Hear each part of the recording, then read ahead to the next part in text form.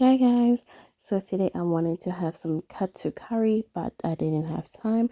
No, didn't find a good place that have it for us to buy it. So I decided to make one out of what we had at home. And this is just a full crispy breaded chicken that you get from Aldi or Lidl's. And we just started the process. So I started it with putting in the oven. Then I got my rice out, because we always have rice at home. Just put a portion. I never really measure my rice. Just cleaned it, and then I go on with some water. And it was just a simple meal. It's out of the week. I'm normally tired during the week, so I just tend to do a lot of quick meals because I have my baby, that's very young still. And this is what I used to make the sauce, but I will link everything in the description. First things first, we get the stock pot out of the pots that they come in, and in my pan there's just a little bit of oil. You can do vegetable oil or olive oil. Stir and until you just break down the stock pot. It creates like a little jus, and you have to keep on stirring so that it doesn't get stuck.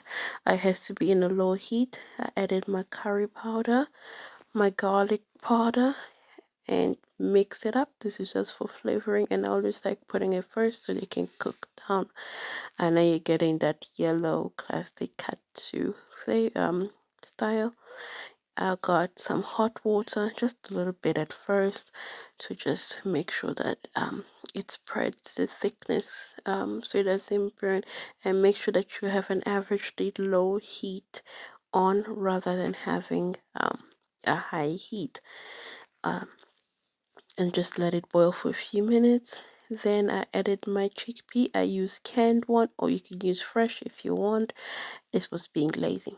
So just stir it in, make sure that all the flavor gets incorporated. So I tasted it and it was a bit salty, so I added some mirin to just counteract the sweetness. Added some cayenne pepper for a bit of kick because I love the bit of kick, and I just let it boil. This is just me creating a little bit of a roux so that it thickens the sauce, because I didn't want it to be too running, because I did add water when the chickpeas was added in. And just turn it in so it's becoming more of a thick consistency because of the peas. And I covered and let it boil for about 15 minutes. So I was letting the peas boil so that it gets softer.